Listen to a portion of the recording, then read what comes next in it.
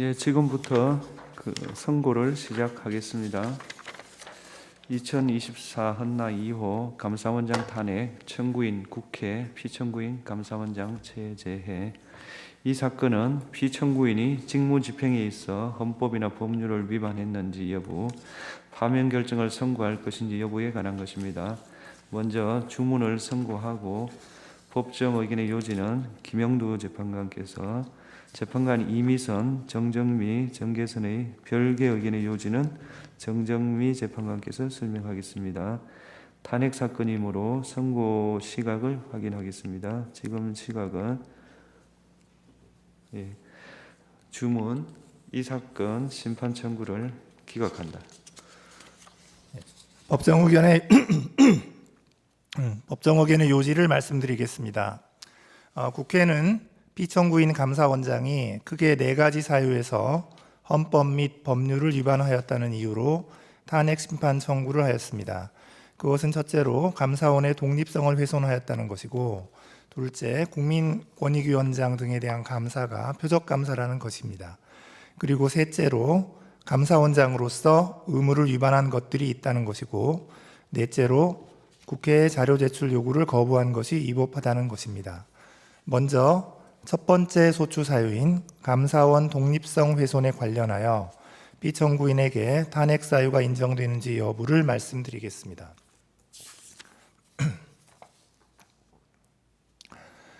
먼저 피청구인이 국회 법제사법위원회 전체 회의 및 국정감사에서 감사원이 대통령의 국정 운영을 지원하고 있다는 취지로 발언한 것이 감사원의 독립성을 훼손하였는지 여부를 보겠습니다. 위 발언의 전체적인 내용, 통상적 의미와 용법, 문맥과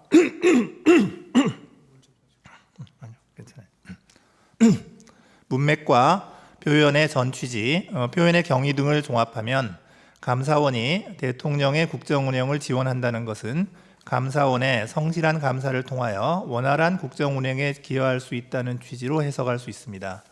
위 발언이 대통령과의 관계에서 독립성 및 중립성을 포기하고 감사를 편향적으로 시행한다는 의미였다고 단정하기 어렵습니다. 설령 발언 내용에 다소 부적절하게 보이는 부분이 있다고 하더라도 피청구인의 발언은 국회의원의 질문에 대한 대답 과정에서 수동적으로 이루어진 것입니다. 또한 대통령이 국가원수로서의 지위를 고려할 때 국가 전체를 이롭게 한다는 의미로 받아들여질 여지가 없지 않습니다. 이러한 사정을 종합하면 피청구인의 발언이 감사원의 독립성이나 감사 기능에 대한 국민의 신뢰를 실추시킬 우려가 있는 것이라고까지 평가하기는 어렵습니다. 따라서 피청구인의 발언이 감사원의 직무상 독립을 규정한 감사원법 2조 1항, 국가공무원법 63조의 품위 유지 의무에 위반된다고 볼 수 없습니다. 다음으로 피청구인이 공익감사 청구 처리 규정을 개정하여 국무총리에게 공익감사 청구권을 부여한 것이 감사원의 독립성을 훼손하였는지 여부를 보겠습니다. 감사원법 23조는 선택적 회계검사 사항에 대하여 국무총리의 요구가 있는 경우 검사를 할 수 있도록 정하고 있습니다. 위 규정은 감사원의 권한 범위를 명확히 함으로써 일반인이나 민간 기업 등이 과도한 감사 부담을 지는 것을 막기 위한 것이고, 국무총리의 감사 청구권을 제한하기 위한 조항이라고 보기는 어렵습니다. 따라서 이 사건 훈령 개정을 통하여 국무총리에게 공익감사 청구권을 부여한다고 하여 감사원법 23조에 반한다고 볼 수는 없습니다. 국무총리의 감사 청구가 있어도 감사의 개시 및 범위에 관한 독자적 판단 권한은 여전히 감사원에 있습니다. 또한 행정각부를 통할하는 국무총리에게 공익감사 청구권을 부여하면 여러 부처가 관련되어 있거나 그 소관이 불분명한 사무의 경우 국무총리에 의한 감사 청구가 가능해지므로 공익감사 청구 제도가 활성화될 수 있습니다. 따라서 국무총리에게 공익감사 청구권을 부여하는 것이 감사원의 직무상 독립이나 정치적 중립성을 상실시키는 것이라고까지 평가할 수는 없습니다. 그러므로 이 사건 훈령 개정이 감사원법 2조 1항에 반한다고 보기 어렵습니다. 이와 같이 이 사건 훈령 개정이 헌법 및 감사원법에 의하여 부여된 감사원의 직무 범위나 권한의 실질적 변동을 초래한다고 보기 어려우므로 감사원의 직무 범위 등을 법률로 정하도록 한 헌법 100조에 반한다고도 볼 수 없습니다. 감사헌법 12조 1항 1호는 감사원의 감사 정책에 관하여 감사위원 회의의 의결을 거치도록 규정하고 있습니다. 이 사건 훈령 개정이 감사의 기본 원칙이나 대상 방식 등에 관한 감사 정책을 변경한 것이라고 보기는 어렵습니다. 따라서 피청구인이 감사위원 회의에 의결을 거치지 않고 이 사건 훈령 개정을 하였다고 하여 감사헌법 12조 1항 1호에 반한다고 볼 수는 없습니다. 국무총리에게 공익감사 청구권을 부여하는 것이 감사원의 독립성과 중립성을 훼손하여 국민 전체를 위한 공익 실현에 반하는 결과를 초래한다고 볼 수 없는 이상 피청구인이 공무원의 성실 의무를 규정한 국가공무원법 56조를 위반하였다고 볼 수도 없습니다. 마지막으로 기록상 피청구인이 이 사건 훈령 개정 과정에서 자신의 직무 권한에 속하는 사항에 관하여 그 권한을 위법 또는 부당하게 행사하였다는 사정이 확인되지도 않으므로 형법 123조를 위반하였다고 볼 수도 없습니다. 다음으로 피청구인이 국무총리에게 감사 청구권을 부여하는 내용의 감사원법 개정을 업무 계획으로 추진하여 감사원의 독립성을 훼손하였다는 소추 사유에 관하여 보겠습니다. 기록에 의하면 피청구인이 감사원장에 취임한 이후 수립된 2022년, 2023년 업무 계획에는 위와 같은 내용이 포함되어 있지 아니합니다. 따라서 이 부분 소추 사유는 인정되지 않습니다. 다음으로 정의용 전 국가안보실장 등에 대한 수사 요청이 감사원의 독립성을 훼손하였는지 여부에 관하여 보겠습니다. 기록에 의하면 감사원은 사드 배치 지연 의혹에 대한 감사 과정에서 정의용 등 4인에게 각 직권남용 혐의 등의 혐의가 인정된다고 보아 수사 요청을 한 사실이 인정됩니다. 감사원법에 따르면 감사원은 감사 결과 범죄 혐의가 인정될 때에는 이를 수사기관에 고발하여야 하고 위 수사 요청에 따라 현재 일부 혐의자에 대하여는 압수수색 영장이 발부되어 수사가 진행 중입니다. 그렇다면 위 수사 요청이 정치적 중립성을 상실한 것으로서 감사헌법 2조 1항 및 국가공무원법 56조에 반한다고 볼 수 없습니다. 청구인은 탄핵심판 청구 이후 사드 배치 지연 의혹에 대한 감사가 공익감사 처리 규정 등을 위반하였다는 취지의 주장을 추가하였습니다. 그러나 이는 탄핵소추 의결서에 적시되지 않은 사유이므로 위 주장에 대해서는 판단할 수 없습니다. 두 번째 소추 사유인 권익위원장 등에 대한 감사와 관련하여 피청구인에게 탄핵 사유가 인정되는지 여부를 말씀드리겠습니다. 먼저 그 감사 목적이 위법하여 법률 위반이 되는지 여부에 관하여 보겠습니다. 권익위원회는 법률에 따라 설치된 행정기관으로서 감사원의 직무감찰 대상에 포함됩니다. 권익위원회의 인사관리나 행정관리에 관한 사항은 물론 권익위원장을 포함한 소속 공무원의 위법 부당행위를 바로잡기 위한 대인감찰도 모두 감사원의 직무감찰 사항에 해당합니다. 따라서 이 사건 복무감사가 감사원의 권한 범위를 넘어선 것이라고 보기는 어렵습니다. 또한 이 사건 복무감사는 다수의 제보를 근거로 실시한 특정 사안 감사로 기관 정기감사와 목적 및 대상 등이 달라 두 감사가 시기적으로 근접하여 실시되었다고 하여 감사 목적에 반한다고 볼 수 없습니다. 권익위원장 개인에 대한 대인 감찰뿐 아니라 권익위원회의 행정사무에 관한 감찰도 포함되어 있어서 권익위원장의 사퇴를 압박하기 위한 감사였다고 단정하기도 어렵습니다. 따라서 감사원법 2조 1항이나 국가공무원법 56조에 반한다고 보기 어렵습니다.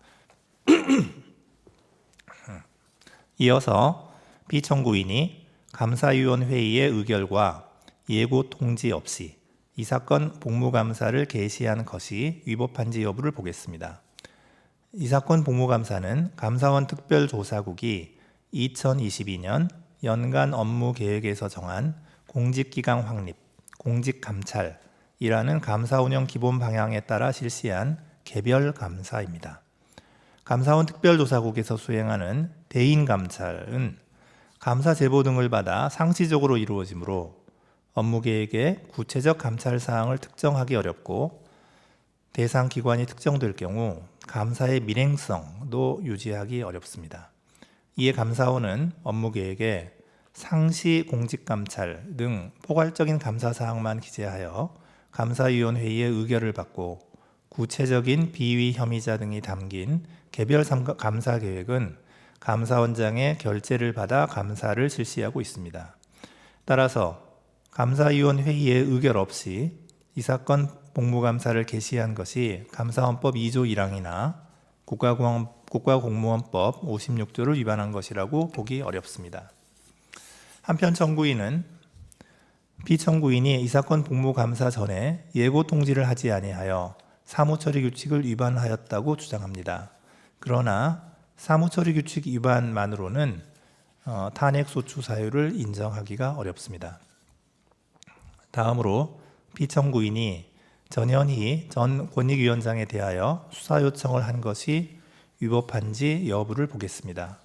기록에 의하면 감사원은 권익위원장에게 감사원법 위반 및 직권남용 등의 혐의가 인정된다고 보아 수사 요청을 한 사실이 인정됩니다.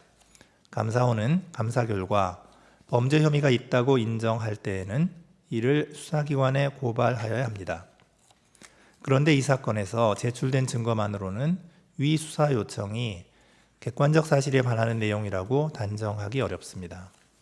따라서 위 수사 요청이 현저히 자의적이라거나 정치적 중립성을 상실한 것으로서 국가공무원법 56조에 위반된다고 보기 어렵습니다. 청구인은 위 수사 요청이 감사위원 회의의 의결을 거치지 아니하여 사무처리 규칙을 위반하였다고 주장합니다. 그러나 사무처리 규칙 위반만으로는 탄핵소추 사유라고 인정하기 어렵습니다. 감사 보고서에는 권익위원장의 근태 사안 등에 대한 문제점이 구체적으로 기재되어 있으므로 감사원이 최종 불문 결정을 하였다는 사정만으로 위 수사 요청이 객관적 사실에 반하는 허위 사실을 신고한 것이라고 보기도 어렵습니다. 따라서 위 수사 요청은 형법 156조의 무고죄에 해당한다고 보기 어렵습니다. 다음으로 이 사건 복무감사의 대상 및 진행 절차가 위법하였는지 여부에 관하여 보겠습니다. 청구인은 이 사건 복무감사의 대상 중 유권 해석 사안은 권익위원회의 고유 정책 업무에 해당하므로 감사 대상으로 삼을 수 없다라고 주장합니다. 그러나 행정기관의 사무와 그에 소속한 공무원의 직무는 특별한 사정이 없는 한 감사원의 직무감찰 사항이 됩니다. 감찰 대상인 사무나 직무의 범위도 제한이 없습니다. 따라서 유권 해석 사안에 대한 감사가 감사원법상 인정된 감사원의 직무 범위를 넘어선 것이라거나 국가공무원법 56조를 위반한 것이라고 볼 수 없습니다.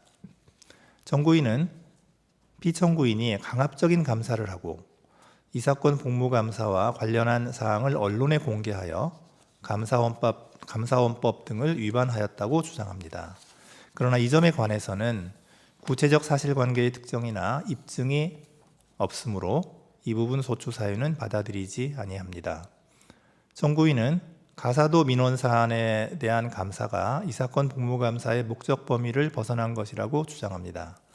그러나 가사도 민원 사안에 대한 감사는 권익위원회의 업무 처리 절차가 적정하였는지 여부를 점검함으로써 공직기강을 확립하고자 한 것이었습니다. 따라서 그 감사가 이 사건 복무감사의 목적 범위를 벗어났다고 보기 어렵습니다.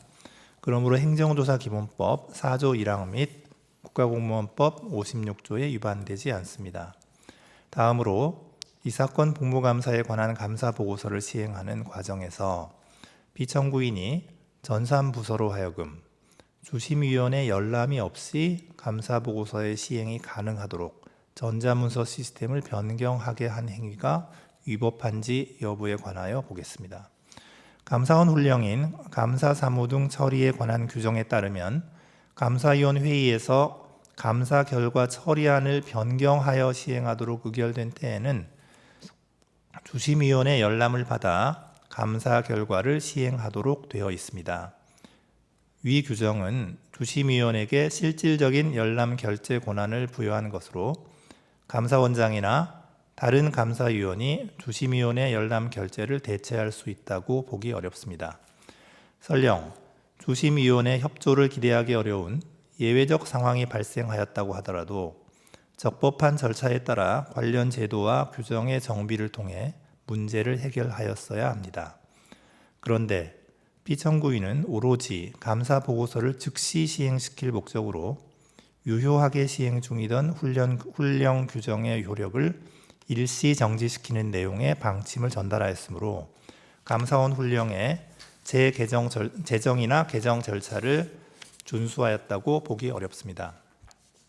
이는 피청구인이 법령상 허용된 권한 범위를 벗어나 주심위원회 열람 권한을 침해한 것이므로 국가공무원법 56조에 위반됩니다. 다만 피청구인은 감사 결과의 시행이 늦어지는 것을 막기 위해 부득이하게 이러한 조치를 취한 것으로 보이고 이를 통하여 감사 결과의 내용을 왜곡하거나 감사 결과에 부당한 영향을 미쳤다고 보기는 어렵습니다. 그렇다면 위법 부당의 정도가 직권남용에 이른 경우라고 단정하기 어렵고 피청구인에게 직권남용의 고의가 있었다는 점이 합리적 의심의 여지 없이 증명되었다고 볼 수 없습니다. 따라서 형법 123조의 직권남용죄에 해당한다고 보기 어렵습니다. 한편 피청구인은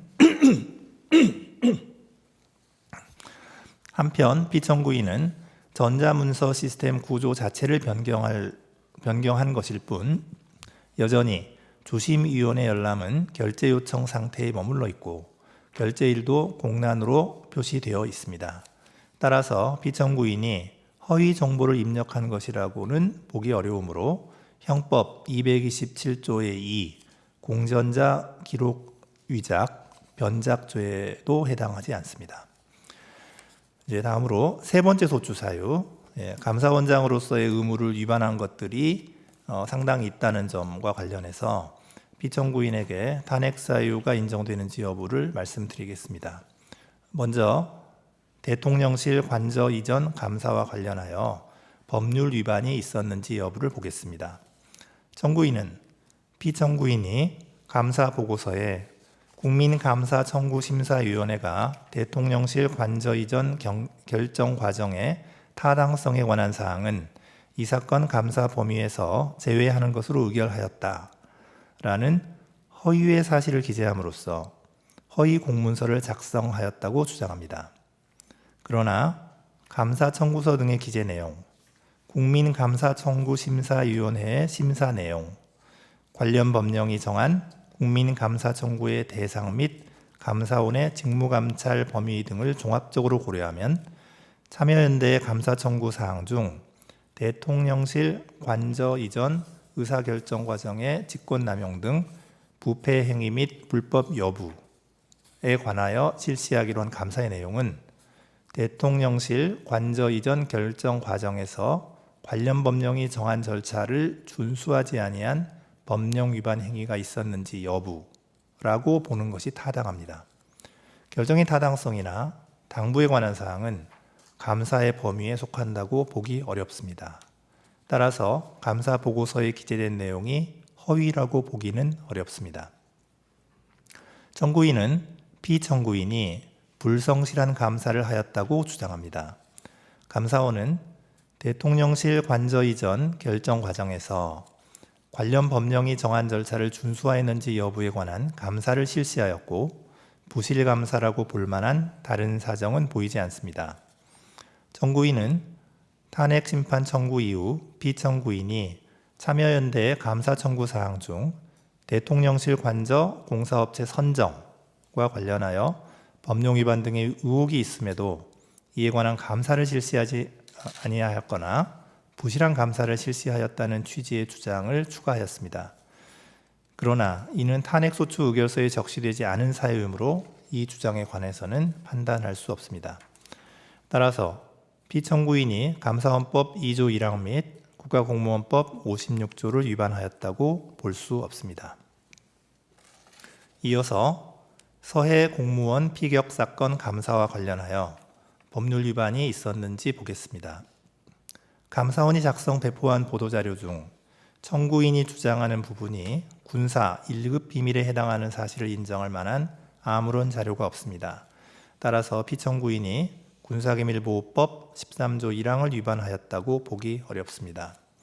청구인은 탄핵심판 청구 이후 서해공무원 피격 사건 감사 자체가 감사위원회의의 의결을 거치지 않아 위법하다거나 위 보도자료 배포 행위가 감사 결과 공개에 관한 감사원 법령 등에 위반된다는 취지의 주장을 추가하였습니다.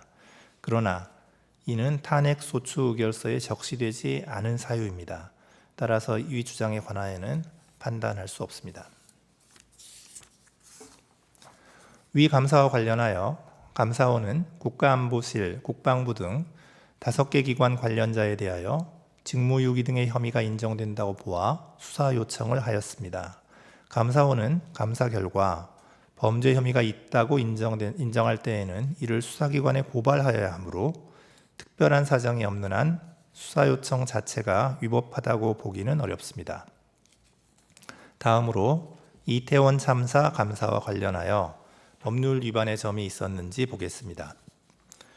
이 부분 소추 사유는 피청구인이 2023년 연간 업무 계획에 이태원 참사 사건과 관련한 구체적인 감사 계획이 수립되어 있었음에도 그러한 감사 계획이 없다라는 허위 내용의 발언을 하고 같은 내용의 보도 참고 자료를 작성 배포하였다는 것입니다. 그런데 기록에 의하면 감사원은 2023년 연간 업무 계획에서 이태원 참사와 관련하여 구체적 감사 계획을 수립한 사실이 인정되지 아니합니다. 따라서 이 부분 소추 사유는 인정되지 않습니다. 다음으로 월성 원전 1호기 조기 폐쇄 감사와 관련하여 법률 위반의 점이 있었는지 보겠습니다. 이 부분 소추 사유는 피청구인이 감사원장으로 취임하기 전의 행위입니다. 그래서 피청구인의 감사원장으로서의 직무집행에는 해당하지 않습니다. 피청구인은 탄핵심판 청구 이후 청구인은 탄핵심판 청구 이후 피청구인이 위 감사와 관련한 판결에 불복하는 등 위법한 감사를 지속하였다는 취지의 주장을 추가하였습니다. 그러나 이는 탄핵 소추 의결서에 적시되지 아니한 사유이므로 이에 관하여는 판단할 수 없습니다. 다음으로 중앙선거관리위원회에 대한 감사와 관련하여 법률 위반의 점이 있었는지 보겠습니다. 중앙선거관리위원회에 대한 감사는 합의제 기관인 감사위원회의의 의결에 따라 실시된 것이므로 특별한 사정이 없는 한 피청구인이 감사원장의 지위에서 행한 행위라고 보기 어렵습니다. 따라서 이 부분 소추 사유를 피청구인이 감사위원회의의 구성원으로서 한 위 감사 실시에 관한 의결을 문제 삼는 것으로 보더라도 기록상 피청구인이 감사위원에게 부여된 권한을 그 취지에 명백하게 어긋나게 행사하였음을 인정할 자료를 찾아볼 수 없습니다. 따라서 이 부분 소추 사유는 인정되지 않습니다. 네 번째 소추 사유인 피청구인이 국회 법제사법위원회의 서류 제출 요구에 응하지 않고 현장 검증 당시 기록의 열람을 거부한 행위가 위법한지 여부에 관하여 보겠습니다. 먼저 법제사법위원회의 서류 제출 요구에 관하여 보겠습니다. 법제사법위원회의 2024년 9월 25일자 의결에 따라 이루어진 서류 등의 제출 요구는 제출 요구일 하루 전인 2024년 10월 6일 감사원에 송달되었습니다. 정청래 위원 등의 2024년 9월 24일자 서류 제출 요구 목록은 제출 요구일 2일 내지 5일 전인 2024년 9월 25일 감사원에 송달되었습니다. 위원회 제적위원 3분의 1 이상의 요구로 이루어진 전현희, 이성윤 위원의 2024년 9월 30일자 서류 제출 요구 목록은 제출 요구일 2일 내지 3일 전인 2024년 9월 30일 감사원에 송달되었습니다. 따라서 위 서류 제출 요구들은 서류 제출 요구가 늦어도 제출 요구일 7일 전에 송달되어야 한다라는 국회에서의 증언 감정 등에 관한 법률이 정한 절차를 준수하였다고 보기 어렵습니다. 그렇다면 적법한 절차에 따라 서류 제출 요구가 있었다고 보기 어려우므로 피청구인의 서류 제출 거부 행위는 국회 증언 감정법에 위반된다고 볼 수 없습니다. 다음으로 현장 검증에 관하여 보겠습니다. 이 사건 현장 검증 실시 통보서는 국회 증언 감정법이 정한 절차를 준수하여 송달되었습니다. 피청구인은 현장 검증 실시 중에 회의록 열람을 거부하였고 국회 증언 감정법상 검증을 거절할 수 있는 사유에 관한 소명도 이루어지지 않았습니다.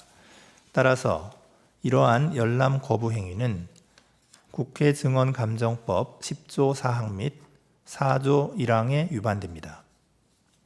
다만 감사원은 감사원의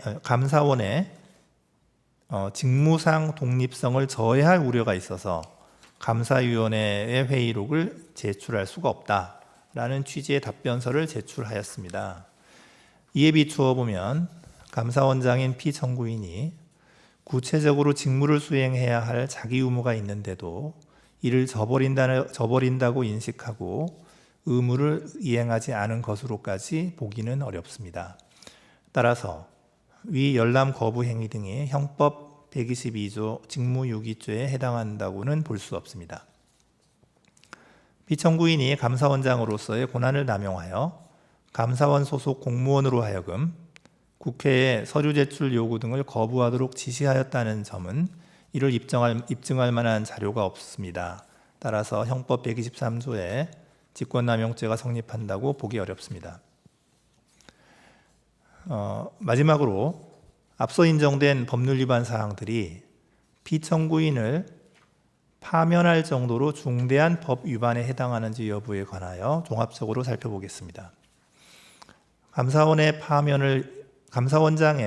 파면을 요청할 정도로 중대한 법 위반인지 여부는 법 위반 행위가 헌법 질서에 미치는 부정적 해악과 감사 기능의 독립적 수행을 위하여 신분이 보장되는 감사원장의 헌법상 지위 등을 함께 고려하여 판단하여야 합니다.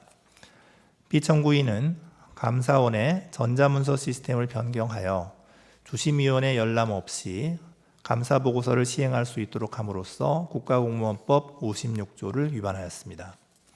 다만 이는 감사 결과의 원활한 시행을 위한 것으로 볼 여지가 있고 피청구인에게 특별히 감사 결과에 관여하거나 부당한 영향을 미치기 위한 의도가 있었다고 보기는 어렵습니다. 또한 피청구인은 국회위원회 현장 검증 당시 감사위원 회의의 회의록에 대한 열람을 거부함으로써 국회 증언 감정법을 위반하였습니다. 그러나 감사위원회의 운영 등에 관한 규칙에 의하면 감사위원 회의의 회의는 공개하지 않도록 정하고 있고 이는 감사원의 직무상 독립성과 정치적 중립성을 확보하기 위한 것으로 보입니다. 또한 피청구인은 현장 검증 당시 감사 보고서 등을 공개하고 감사위원 회의에 참여하였던 감사위원들을 증인으로 참석하도록 하였습니다. 이러한 점을 고려하면 피청구인이 법질서를 무시하거나 이에 역행하고자 하는 적극적인 의도로 법률을 위반하였다고 보기는 어렵습니다. 그렇다면 피청구인의 법 위반이 헌법 질서에 미치는 부정적 영향이나 해악의 정도가 중대하여 피청구인에게 간접적으로 부여된 국민의 신임을 박탈하여야 할 정도에까지 이르렀다고 단정하기 어렵습니다. 따라서 피청구인의 파면을 정당화하는 사유가 존재한다고 볼 수 없습니다. 이상입니다. 재판관 이미선, 재판관 정정미, 재판관 정계선의 별개 의견의 요지를 말씀드리겠습니다. 이 사건 심판 청구가 기각되어야 한다는 결론에 있어서는 법정 의견에 동의하나 피청구인이 전자문서 시스템을 변경한 행위, 국회위원회의 현장 검증 시 회의록 열람을 거부한 행위에 더하여 이 사건 훈령 개정으로 국무총리에게 감사 청구권을 부여한 행위 역시 감사원의 독립성과 중립성을 훼손하는 것으로서 헌법 및 감사원법 등에 위반된다고 봅니다. 먼저 이 사건 훈령 개정이 감사원법 2조 1항 및 23조를 위반하였다는 점에 대해서 보겠습니다. 감사원은 사정 기능을 담당하는 권력기관으로서 직무상 독립성과 정치적 중립성을 중요한 요소로 합니다. 감사원이 감사 과정에서 정치적 편향성을 가질 경우 표적 감사 내지 면죄부 감사가 될 수 있어 감사 기능의 본래 목적을 충족하지 못하기 때문입니다. 감사원의 독립성은 감사원의 전신인 심계원 설립 당시부터 보장되어 왔습니다. 헌법 및 감사원법은 감사원의 직무상 독립성과 중립성을 보장하기 위하여 감사원장 및 감사위원의 임기 보장, 신분 보장, 겸직 및 정치운동의 금지 등을 규정하고 있습니다. 다만 감사원은 직제상 대통령 소속 하에 있고 대통령은 감사원장 및 감사위원에 대한 임명권 등 감사원의 인적 구성에 관한 권한을 가지고 있어 감사원의 독립성과 중립성에 한계로 작용하고 있습니다. 그럼에도 피청구인은 이 사건 훈령 개정을 통해 대통령을 보좌하는 국무총리에게 공익감사 청구권을 부여하였는 바 이는 감사원이 지니는 위와 같은 독립성의 한계를 더욱 가중시킬 우려가 있습니다. 국무총리는 대통령을 보좌하는 행정부의 2인자로서 국정 전반에 관하여 대통령의 명을 받아 포괄적이고 종합적으로 행정 각부를 통할할 권한을 가지고 있습니다. 따라서 국무총리는 행정 각부의 장과 달리 행정 전반에 걸친 포괄적인 감사 청구가 가능합니다. 공익감사 청구 처리 규정에 의하면 감사원이 감사 개시 여부를 독자적으로 판단하여 결정하도록 하고 있으나 위와 같은 국무총리의 지위와 영향력을 고려하면 사실상 국무총리의 감사 청구가 있음에도 감사원이 감사 개시를 하지 않을 가능성은 기대하기 어렵습니다. 더구나 공익감사 청구 처리 규정은 국무총리로 하여금 감사 청구 시 감사원과 미리 협의하도록 규정하여 감사 방향에 관한 광범위한 행정 개입의 가능성을 증대시킬 수 있습니다. 따라서 이 사건 훈령 개정은 감사원의 독립성과 중립성을 훼손하는 것으로서 감사원법 2조 1항에 위반됩니다. 한편 감사원법 23조는 선택적 회계 검사 사항에 한하여 국무총리에게 감사 청구권을 부여하고 있습니다. 국무총리의 앞서 본 지위와 영향력, 헌법과 법률이 감사원의 독립성과 중립성을 보장하고 있는 취지 등을 고려할 때 감사원법 23조에 규정된 국무총리의 감사 청구권은 위 조항에 규정된 선택적 회계 검사 사항에 한하여만 제한적으로 인정된다고 해석함이 타당합니다. 따라서 이 사건 훈령 개정은 선택적 회계 검사 사항에 한하여 국무총리에게 감사 청구권을 부여한 감사원법 23조에도 위반됩니다. 다음으로 이 사건 훈령 개정이 헌법 100조, 감사원법 12조 1항 1호를 위반하였는지에 관하여 보겠습니다. 헌법 100조는 감사원의 직무 범위 등에 관한 사항을 법률로 정하도록 규정하고 있습니다. 국무총리의 감사 청구가 감사원의 기능 및 독립성에 미칠 부정적 영향을 고려할 때 국무총리에 대한 공익감사 청구권 부여는 감사원이 직무 범위에 관한 실질적 변경을 초래할 수 있으므로 이는 법률 개정을 통하여 이루어져야 합니다. 또한 감사원법 12조 1항 1호는 감사원의 감사 정책에 관하여 감사위원회의 의결을 거치도록 정하고 있습니다. 국무총리에게 공익감사 청구권을 부여하는 것은 감사원의 감사 대상이나 범위에 중요한 영향을 미치는 감사 정책의 변경 사항이라고 볼 수 있으므로 이는 감사위원회의 의결을 거쳐 결정하여야 합니다.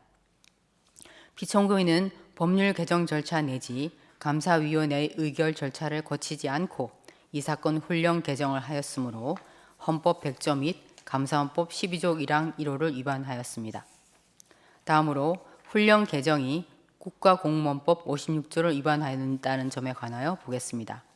피청구인은 이 사건 훈령 개정을 통해 행정부가 감사원의 독립적인 업무에 관여할 수 있는 통로를 마련하고 감사원을 동원하여 정치적 목적의 감사를 할 수 있는 일말의 가능성을 열어주었습니다.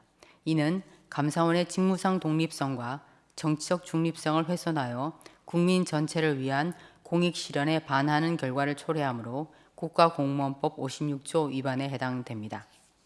끝으로 피청구인을 파면할 것인지에 관하여 보겠습니다. 법정 의견에서 본 바와 같이 전자문서 시스템 변경 행위와 회의록 열람 거부 행위만으로는 법 위반의 중대성이 크다고 보기 어렵습니다.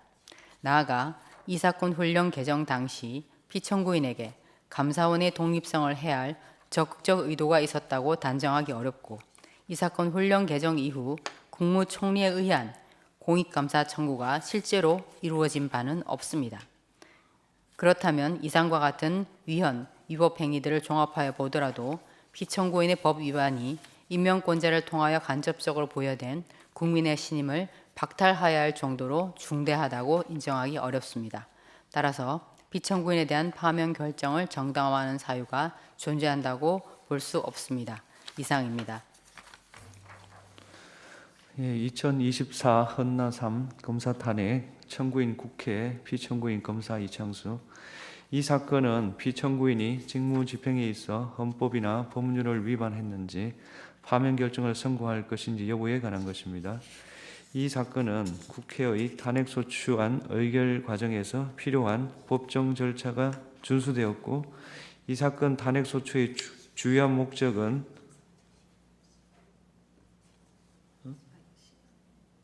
했어요. 주문을 먼저 낭독했어요. 주요한 목적은 헌법을 수호하기 위한 것으로서 부수적으로 정치적 동기가 내포되었다 하더라도 탄핵소추권이 남용되었다고 단정할 수 없습니다. 또한 이 사건 소추 의결서는 심판 대상을 확정할 수 있을 정도의 사실관계가 구체적으로 기재되어 있습니다. 탄핵소추 사유가 특정되지 않았다고 볼 수 없습니다. 피청구인이 도이치모터스 사건에서 김건희에 대한 수사 과정과 관련하여 헌법과 법률을 위반했는지 여부에 관하여 보겠습니다. 피청구인은 서울중앙지방검찰청 검사장으로 도이치모터스 사건을 담당하는 수사팀을 지휘 감독하였습니다. 수사팀은 비공개로 김건희를 조사하고 불기소 처분을 하였는데 그 과정에서 수사심의위원회의 심의를 거치지 않았습니다. 검사와 사법경찰 간의 상호 협력과 일반적 수사 준칙에 관한 규정, 인권보호 수사 규칙 등에 따르면 수사관서에 출석하여 조사받는 것이 현재의 곤란한 사정이 있으면 다른 장소에서의 조사를 고려할 수 있습니다. 현직 대통령의 배우자를 소환하여 조사하는 데 따르는 경호상 어려움, 유사한 전례에 비추어 볼 때 대통령 경호처 부속 청사에서 피의자 조사를 한 것이 부당하게 편의를 제공하여 수사에 관한 재량을 남용한 것이라고 단정할 수 없습니다. 수사심의위원회를 통한 의견 청취는 임의적 절차로 소집 요청은 지방검찰청 검사장의 소집 여부는 검찰총장의 재량 사항입니다. 불기소 처분 당시 검찰총장의 수사권이 배제되어 있어 피청구인은 수사의 공정성에 대한 다른 논란을 일으킬 여지가 있으므로 소집 요청을 하지 않았다고 주장하는 바 피청구인이 소집 요청을 하지 않은 것이 재량을 남용했다고 할 수 없습니다. 도이치모터스 사건의 수사 과정, 주범, 공범에 대한 형사재판에서 김건희 명의의 정권 계좌들이 주범들의 시세 조정 범행에 활용된 사실은 확인되었습니다. 따라서 김건희에게 공동 가공의 의사가 있었는지 정범이 시세 조종 행위를 한다는 사실을 인식하였는지 여부를 확인하기 위해 김건희의 문자나 메신저 내용, PC 기록 등을 확보할 필요가 있었음에도 불구하고 피청구인이 위와 같은 증거를 수집하기 위해 적절히 수사를 지휘 감독하였는지 다소 의문이 있습니다. 다만 피청구인은 수사가 시작된 뒤 4년이 지나고 시세 조정 사실이 일어난 지 상당한 기간이 지난 뒤 수사에 관여하게 돼 추가 수사를 하여도 별다른 증거를 수집할 가능성이 없다고 판단하였을 수 있고, 이 사건 심판에서 청구인의 기록 인정등본 송부 촉탁 신청에 대해 서울고등검찰청에서 송부 불가 회신을 하여 추가 수사 필요성 여부를 판단할 수 있는 자료가 충분하지 않습니다. 피청구인이 수사를 지휘함에서 재량을 남용하였다고 단정하기 어렵습니다. 피청구인이 불기소 처분 뒤 기자회견, 백브리핑에서의 발언, 보도 참고자료 배포, 국정감사 중 발언과 관련하여 헌법과 법률을 위반하였는지 여부를 보겠습니다. 피청구인은 기자회견, 백브리핑에 참석하지 않았고 당시 배포된 보도 참고 자료에는 이 사건 소추 의결서에서 지적하는 허위 사실이 기재되어 있지 않습니다. 피청구인은 국정감사에서 정청래 위원장이 도이치모터스 사건으로 피압수자를 김건희로 하는 압수수색 영장 청구는 안 한 것이 아니냐 취지로 질문하자 그렇다 취지로 답하였습니다. 피청구인이 이 사건 소추 의결서에 지적한 허위 사실, 영장 청구를 하였으나 기각되었다는 답변을 했다고 볼 수 없습니다. 피청구인이 당시 이 사건 수사팀이 코바나 컨텐츠 협찬 뇌물수수 의혹 사건, 도이치모터스 사건을 같이 수사했다고 발언한 것은 수사팀이 2020년 11월 5일 코바나 사건을 배당받았고 도이치모터스 사건은 코바나 사건에 관한 김건희의 휴대전화, PC 등을 대상으로 한 영장 청구 직후인 2020년 11월 25일 수사팀으로 재배당되었으므로 허위사실이라고 단정하기 어렵습니다. 다만 피청구인의 발언으로 인해 법원이 도이치모터스 사건과 관련하여 김건희에 대한 압수수색 영장을 기각했기 때문에 수사팀이 김건희 휴대전화나 PC 등을 압수하여 수사할 수 없었다고 오해할 여지가 있었습니다. 그러나 다른 주범 등의 경우에는 도이치모터스 사건과 코바나 사건을 동시에 적시하여 영장을 청구한 사례가 있기 때문에 피청구인이 김건희에 대해 도이치모터스 사건과 코바나 사건을 동시에 적시하여 영장을 청구한 경우가 없다는 점을 알면서 다른 피의자 사례를 언급한 것이라고 단정하기 어렵습니다.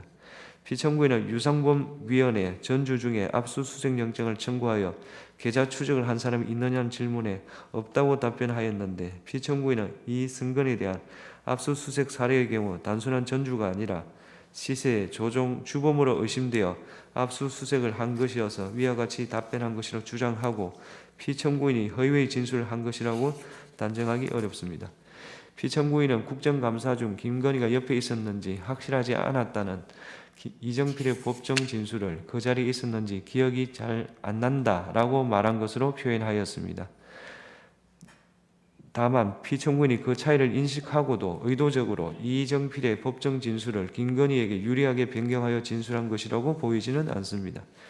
이러한 사정을 종합하면 피청구인의 국정감사에서의 답변이 법령을 위반한 것이라고 볼 수 없습니다. 피청구인이 검사 김민구를 도이치모터스 사건 수사에 참여한 것에 관하여 보겠습니다. 직무대리명령의 요건이나 절차상 어떠한 위법이 있었는지 구체적 증명이 없으므로 피청구인이 검사 김민구의 수사 참여와 관련하여 헌법이나 법률을 위배했다고 인정되지 않습니다. 그렇다면 김건희의 도이치모터스 사건의 수사 과정, 김건희에 대한 불기소 처분 뒤 기자회견, 국정감사장에서 발언, 보도 참고자료 제공, 검사 김민구의 도이치모터스 수사 주가 조작 사건 수사 참여와 관련하여 피청구인이 직무집행에 있어서 헌법이나 법률을 위배한 때에 해당하지 아니하므로 이 사건 심판 청구는 이유 없습니다. 주문, 지금 시각은 주문을 선고하겠습니다.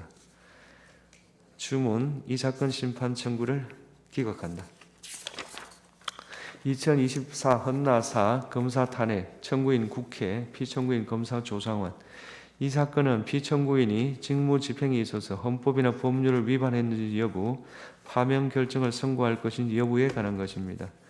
이 사건은 앞서 2024 헌나 사무에서 본 것과 마찬가지로 탄핵소추안 의결 과정에서 필요한 법정 절차가 준수되었고 탄핵소추권이 남용되었다고 단정할 수 없으며 탄핵소추 사유가 특정되지 않았다고 볼 수 없습니다.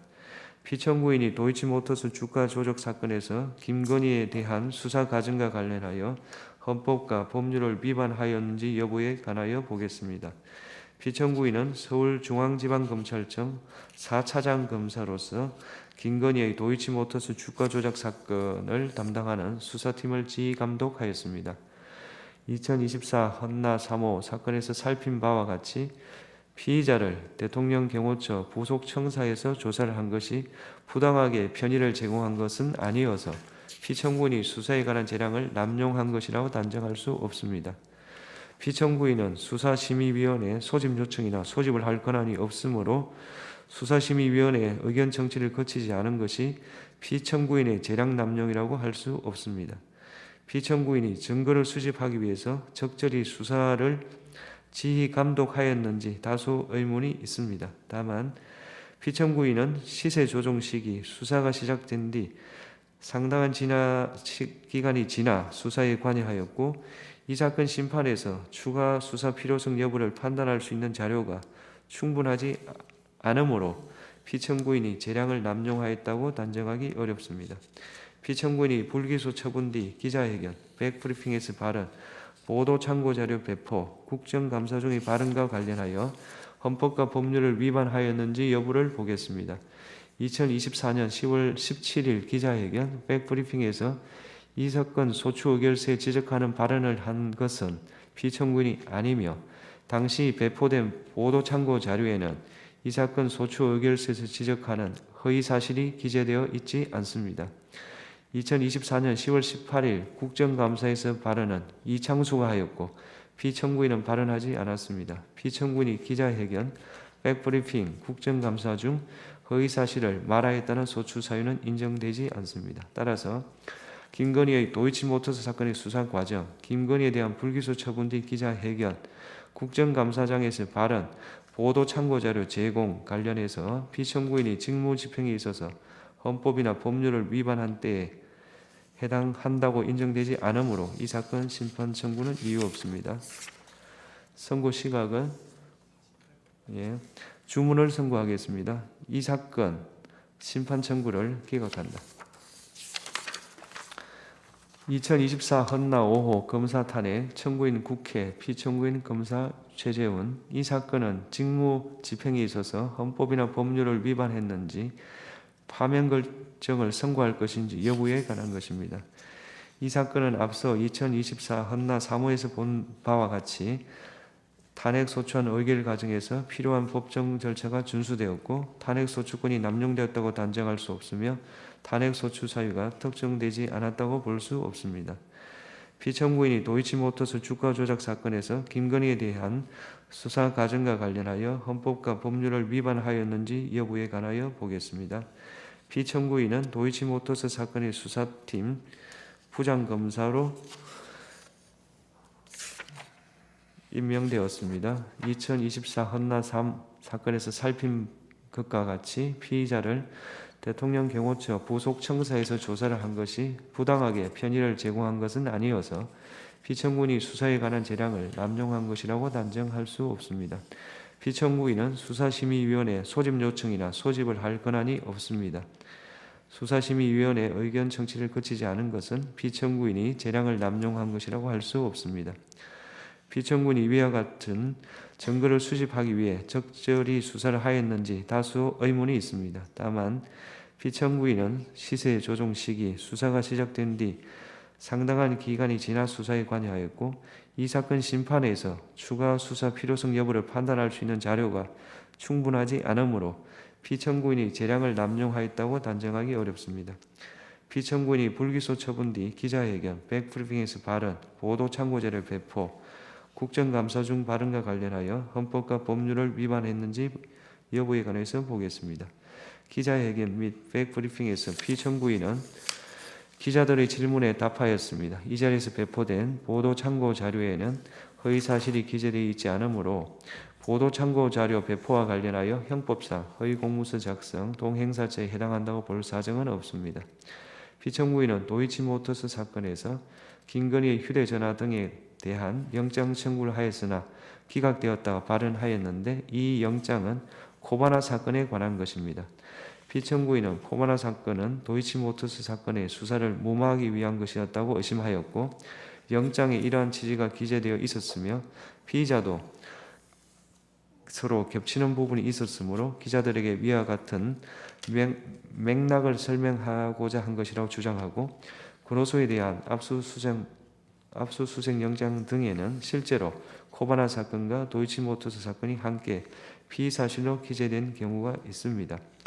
피청구인은 장시간에 걸쳐 질의응답을 하는 과정에서 도이치모터스 사건과 코바나 사건을 연관지어 설명하다가 다소 모호하여 혼동을 초래하는 발언을 하였을 가능성이 있습니다.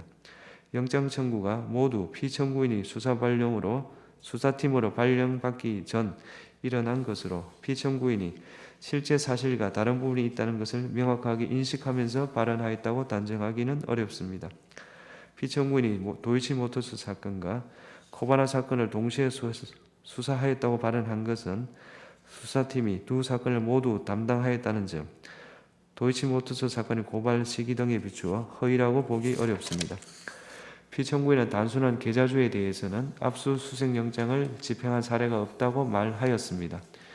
피청구인은 도이치모터스 사건 혐의로 압수수색 영장이 청구된 이 증거는 공동정범이라고 의심되었던 인물이어서 단순한 계좌주가 아니라고 해명하고 이와 달리 부실 수사를 숨기기 위하여 허위 답변을 하고자 한 것이라고 단정하기는 어렵습니다. 피청구인은 이정필이 법정에서 진술한 것을 과장하였습니다. 그런데 피청구인은 이정필의 수사 초기 진술과 법정 진술이 상이하여 다소 부정확한 설명을 하게 되었다는 취지로 해명하고 피청구인이 허위임을 인식하고 의도적으로 발언을 하였다고 인정할 증거가 부족하여 형법상 허위사실 유포에 의한 업무방해죄에 해당하기 어려우며 국가공무원법 56조, 63조를 위반한 것이라고 볼 수 없습니다. 한편 소추 사유 중 피청구인은 국정감사에 출석하지 않았습니다. 국정감사 중 허위사실을 말하였다는 소추 사유는 인정되지 않습니다. 따라서 김건희의 도이치모터스 사건의 수사 과정, 김건희에 대한 불기소 처분 뒤 기자회견, 국정감사장에서 발언, 보도참고 자료 제공과 관련하여 피청구인이 직무집행에 있어서 헌법이나 법률을 위반한 때에 해당한다고 인정되지 않으므로 이 사건 심판 청구는 이유 없습니다. 선고 시각이 주문을 선고하겠습니다. 이 사건 심판 청구를 기각한다. 이상 선고를 마치겠습니다.